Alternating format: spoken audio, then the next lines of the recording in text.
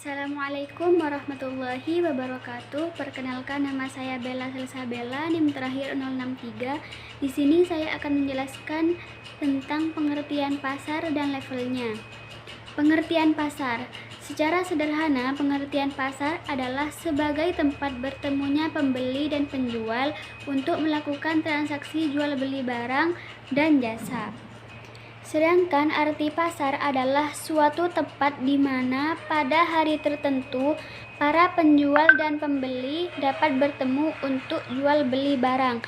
Adapun definisi pasar menurut Kunto Wijoyo adalah sebagai mekanisme, bukan hanya sekedar tempat yang dapat menata kepentingan pihak pembeli terhadap kepentingan pihak penjual, di mana mekanisme tersebut jangan hanya dimengerti sebagai cara pembeli dan penjual bertemu dan kemudian berpisah, tetapi lebih dari itu harus dimaknai sebagai tatanan atas berbagai bagian, yaitu para pelaku seperti pembeli dan penjual, komoditas yang diperjualbelikan, aturan main yang tertulis maupun tidak tertulis yang disepakati oleh para pelakunya, serta regulasi pemerintah yang saling terkait, berinteraksi, dan secara serentak bergerak bagaikan suatu mesin.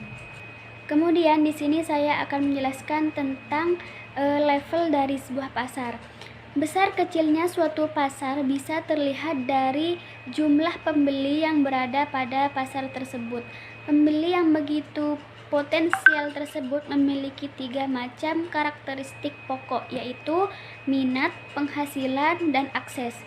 Berdasarkan dari ketiga karakteristik yang dimiliki pembeli potensial tersebut, maka terdapat 5 macam level dari definisi pasar. Yang pertama yaitu pasar potensi atau potential market.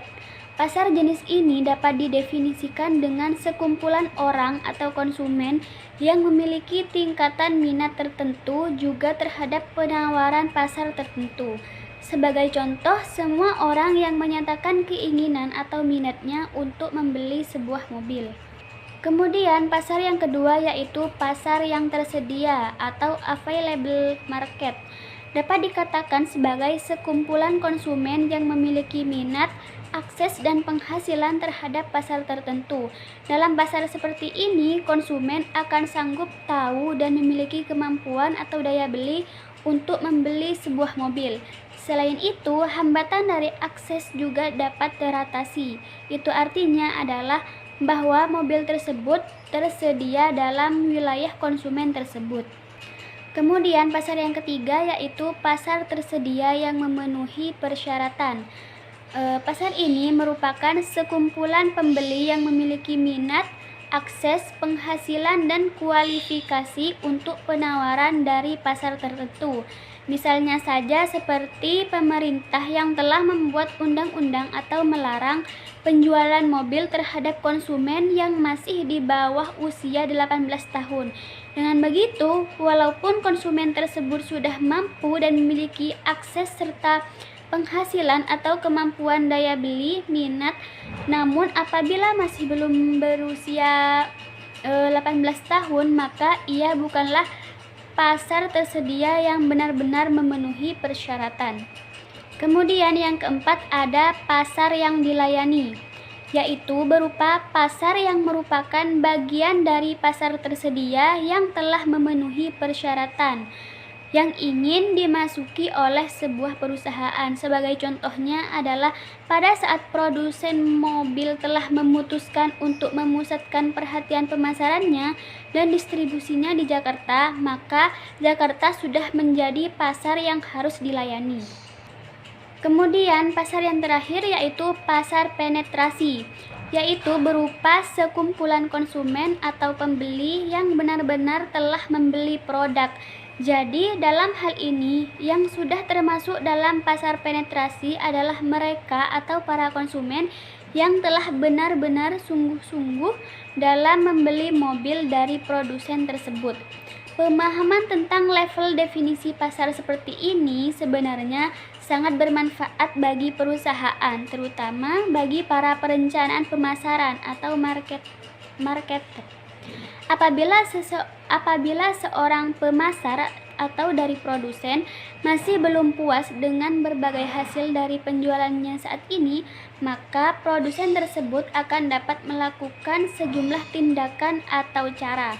Produsen tersebut dapat mencoba untuk menarik persentase pembeli dari pasar yang telah dilayani yang lebih besar lagi. Produsen akan dapat memperluas pemasarannya dengan cara membuka distribusi pada setiap wilayah lain ataupun dengan jalan menurunkan harga.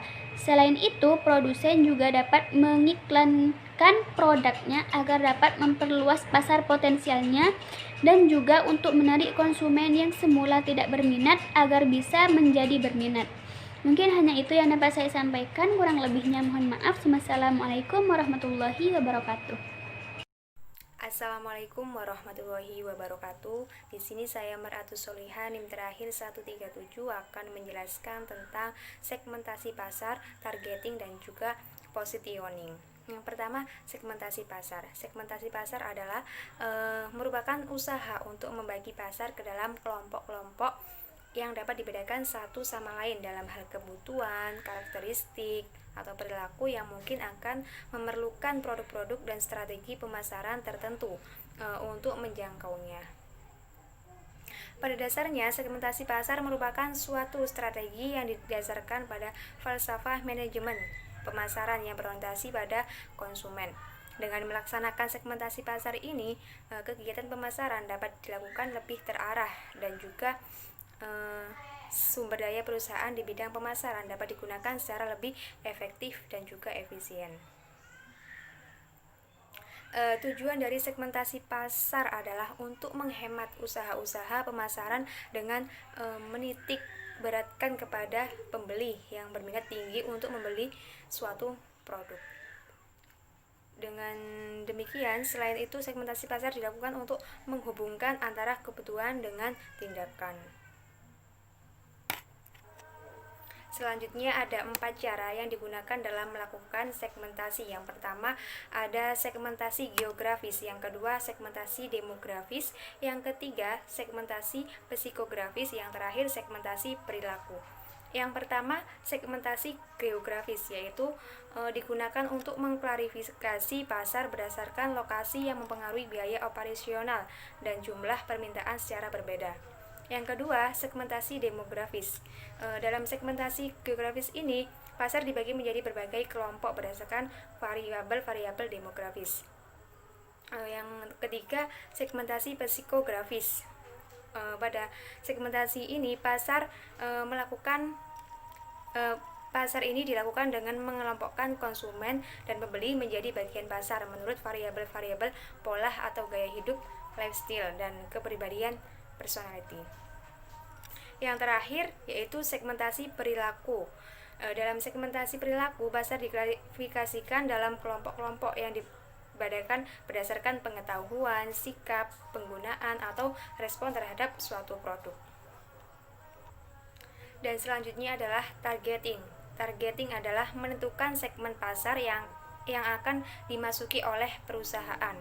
Evaluasi terhadap daya tarik segmen pasar dapat dilakukan dengan menggunakan 9 kriteria yang bisa dikelompokkan menjadi 3 faktor utama, yaitu ukuran dan potensi pertumbuhan segmen, karakteristik struktural segmen, dan kesesuaian antara produk dan pasar.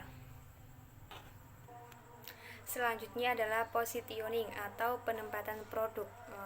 Dalam hal ini mencakup kegiatan merumuskan penempatan produk dalam persaingan dan menetapkan bauran pemasaran yang terperinci.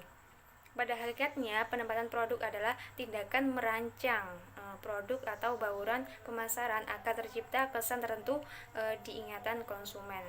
Artinya untuk menarik konsumen. Klotter menjelaskan beberapa cara produk positioning yang dapat dilakukan pemasar dalam memasarkan produk kepada konsumen yang dituju, antara lain yang pertama penentuan posisi menurut atribut. Ini terjadi bila suatu perusahaan memposisikan dengan menonjolkan atribut produk yang lebih unggul dibandingkan pesaingnya, seperti ukuran, lama keberadaannya, dan seterusnya. Yang kedua, penentuan posisi menurut manfaat. Dalam pengertian ini, produk diposisikan sebagai pemimpin dalam suatu manfaat tertentu. Yang ketiga, penentuan posisi menurut penggunaan atau penerapan. Yang keempat, penentuan posisi menurut pemakai. Berarti memposisikan produk sebagai yang terbaik untuk sejumlah kelompok pemakai. Yang kelima, penentuan posisi menurut pesaing. Di sini produk secara keseluruhan menonjolkan nama mereknya secara utuh dan memposisikan diri lebih baik daripada pesaingnya. Yang keenam, penentuan posisi menurut kategori produk. Di sini produk diposisikan sebagai pemimpin dalam suatu kategori produk. Yang terakhir, penentuan posisi harga atau kualitas. Di sini produk diposisikan sebagai menawarkan nilai terbaik. Mungkin cukup itu penjelasan dari saya, kurang lebihnya mohon maaf, akan dilanjutkan oleh pemateri selanjutnya. Wassalamualaikum warahmatullahi wabarakatuh. Assalamualaikum warahmatullahi wabarakatuh. Nama saya Fitri Keliman, NIM 196. Di sini saya akan melanjutkan presentasi video dari teman saya sebelumnya, yang mana di sini saya akan menjelaskan tentang strategi cakupan pasar dan geografis pasar. Dalam strategi cakupan pasar ini terdapat 3 strategi di dalamnya. Di antaranya yang pertama adalah strategi pasar tunggal, strategi multipasar, dan strategi pasar keseluruhan. Yang pertama, strategi pasar tunggal. Perusahaan yang bergerak dalam pasar tunggal tertentu pasti mempunyai berbagai alasan yang mendasari mengapa mereka harus bergerak di pasar tunggal tertentu. Misalkan saja, perusahaan mempunyai keterbatasan dan sumber daya, segmen pasar tersebut sangat potensial dan ingin meraih posisi pasar yang kuat dalam segmen yang dilayani. Adapun untuk dapat menghindari persaingan langsung dari perusahaan yang besar, para perusahaan kecil lebih berkonsentrasi pada segmen pasar tertentu agar lebih bisa berkonsentrasi pada pelayanan konsumen. Biasanya, perusahaan kecil akan memilih ceruk pasar yang unik. Tujuan utama dari strategi ini ialah untuk mencari segmen pasar yang masih diabaikan ataupun yang kurang dilayani. Kemudian, perusahaan akan berusaha untuk mencukupi kebutuhan yang ada pada segmen tersebut. Maka, hasil yang ingin dicapai ialah biaya rendah dan laba keuntungan yang besar. Selanjutnya yaitu strategi multipasar. Berbeda dengan strategi pasar tunggal yang tadi hanya fokus pada pelayanan satu segmen pasar saja, dalam strategi ini perusahaan akan melayani beberapa segmen pasar sekaligus. Dalam strategi ini mengandung tujuan untuk mendiversifikasikan dan mengurangi risiko, sehingga perusahaan tidak hanya tergantung oleh satu segmen pasar saja. Dengan begitu, apabila terjadi guncangan atau penurunan terhadap suatu segmen pasar, maka ini tidak terlalu berpengaruh terhadap perusahaan. Dan dengan menggunakan strategi ini, diharapkan perusahaan akan mencapai peningkatan penjualan dan pangsa pasar. Hasil ini akan mudah tercapai apabila setiap produk yang dijual dan segmen pasar yang dilayani memberikan sinergi yang sangat positif. Dan yang ketiga yaitu strategi pasar keseluruhan. Strategi ini dilakukan dengan cara melayani setiap spektrum pasar dengan menjual produk-produk yang terdiferensiasi kepada segmen-segmen pasar yang berbeda. Misalkan saja, perusahaan tekstil akan menawarkan pakaian bagi semua segmen pasar yang berupa semua kelompok umur dan juga semua jenis kelamin. Dalam strategi ini, perusahaan mempunyai tujuan untuk menyaingi semua produk yang telah ada pada pasar. Adapun perusahaan yang menerapkan strategi ini yaitu perusahaan yang telah mapan dan dominan.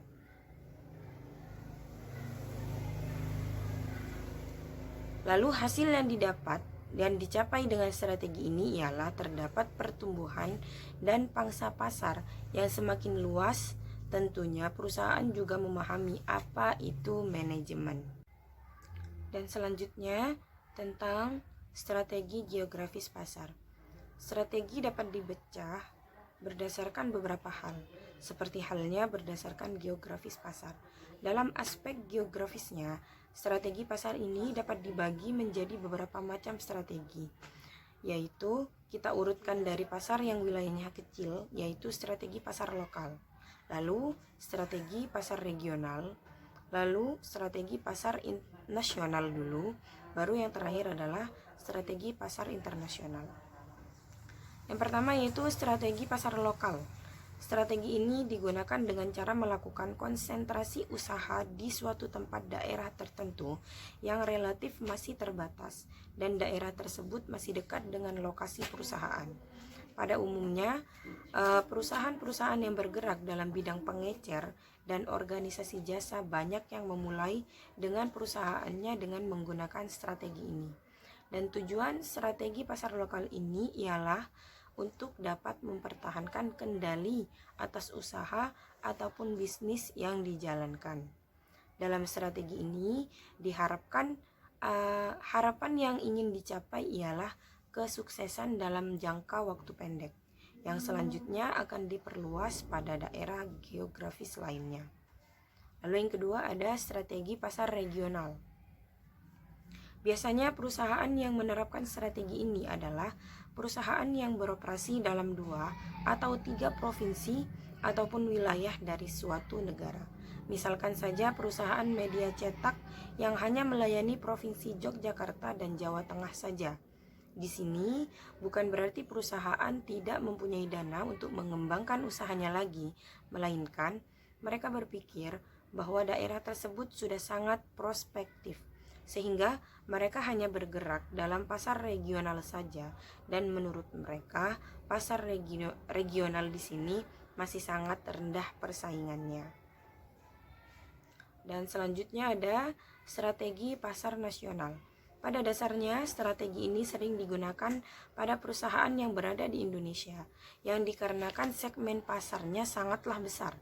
Karena biasanya perusahaan di Indonesia ini ingin sekali untuk menguasai pasar Indonesia secara menyeluruh. Ini dikarenakan masyarakat Indonesia merupakan masyarakat yang cukup konsumtif. Strategi ini ditandai atau berciri bahwa beroperasinya suatu perusahaan nasional dengan bertujuan agar dapat meningkatkan pertumbuhan dan memperluas jangkauan pelayanan kepada para perusahaan. Dan selanjutnya ada strategi pasar internasional. Dalam strategi ini, cakupan wilayahnya sangatlah luas, yaitu meliputi antar negara, sehingga strategi ini sangatlah membutuhkan manajemen yang sangat kuat agar dapat menghadapi perusahaan-perusahaan lokal yang memproduksi produk yang sama dengan perusahaan kita.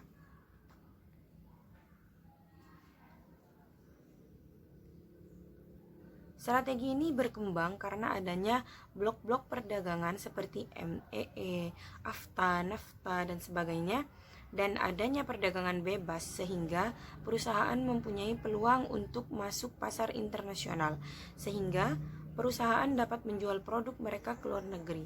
Perusahaan yang menggunakan strategi ini bertujuan untuk memanfaatkan peluang berbisnis di luar bisnis domestik mereka.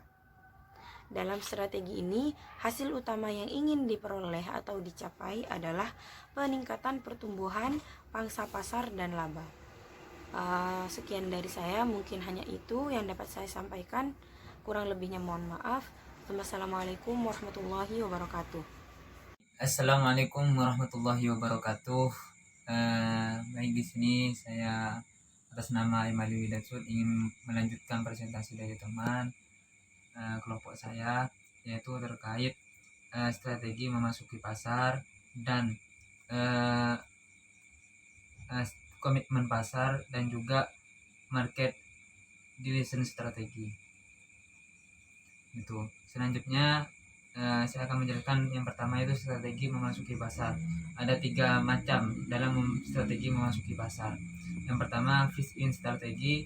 Dalam strategi ini perusahaan berusaha menjadi pionir atau terdepan dengan jalan memasuki pasar pertama kali sebelum ada perusahaan lain yang masuk dalam pasar. Tujuannya adalah untuk mencari keunggulan di dalam pasar tersebut, keunggulan dalam bersaing. Jadi yang kedua yaitu early entry strategi, di mana strategi ini dilakukan dengan memasuki pasar dengan segera setelah pelopor pasar memulainya. Itu tujuannya adalah untuk mencegah salah satu pelopor pasar jangan sampai dapat menciptakan posisi atau tempat yang kuat dalam pasar. Itu yang kedua.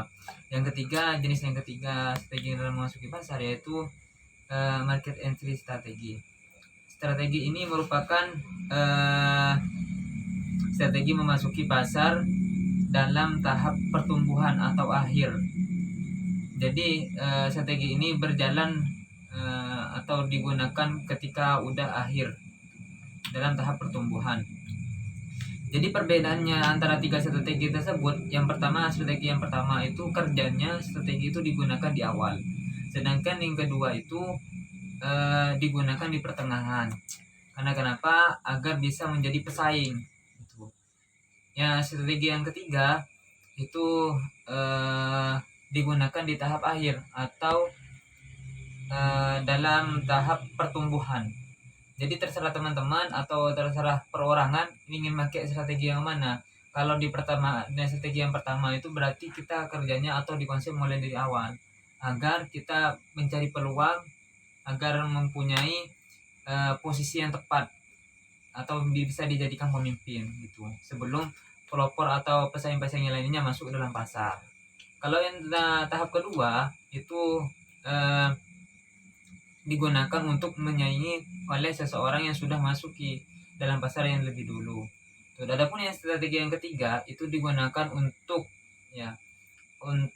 tahap pertumbuhan. Tahap pertumbuhan agar pasar atau perusahaan miliknya orang tersebut itu lebih baik dan bisa bersaing dengan yang lainnya. Itu terkait komitmen pasar. Komitmen pasar ini, strategi ini berkaitan dengan tingkat keterlambatan sebuah perusahaan dalam pasar tertentu yang dilayani. Komitmen ini berupa sumber daya finansial atau manajerial maupun keduanya. Ini terdiri atas strong komitmen strategi dan komitmen strategi gitu. Jadi komitmen pasar ini digunakan atau dieksekusi ketika tingkat keterlambatan. Jadi ketika seseorang mempunyai tingkat keterlambatan dalam memulai atau memasuki pasar, maka komitmen pasar ini bisa digunakan di waktu itu. Seperti komitmen ini berupa seperti daya finansial atau manajerial. Itu boleh digunakan salah satunya atau boleh digunakan oleh dua-duanya. Gitu. Selanjutnya market diligence strategi. Strategi ini menjadi pilihan strategi manakala suatu perusahaan memandang bahwa manfaat keseluruhan yang diperoleh dari pasar tertentu baik saat ini maupun manfaat potensial jauh lebih kecil daripada manfaat yang dapat diperoleh dari pasar lainnya. Jadi strategi ini apabila memandang bahwa manfaat keseluruhan yang diperoleh oleh perusahaan tersebut dari pasar tertentu baik saat ini maupun di waktu tertentu atau maupun manfaat potensial jauh lebih kecil daripada manfaat yang dapat diperoleh dari pasar lain. Itu salah satu terkait diligence strategi. Mungkin itu penjelasan dari saya 3 poin tersebut. Ya, mudah-mudahan bermanfaat walaupun sedikit ya. Kurang lebihnya mohon maaf. Wassalamualaikum warahmatullahi wabarakatuh. Bukan potong.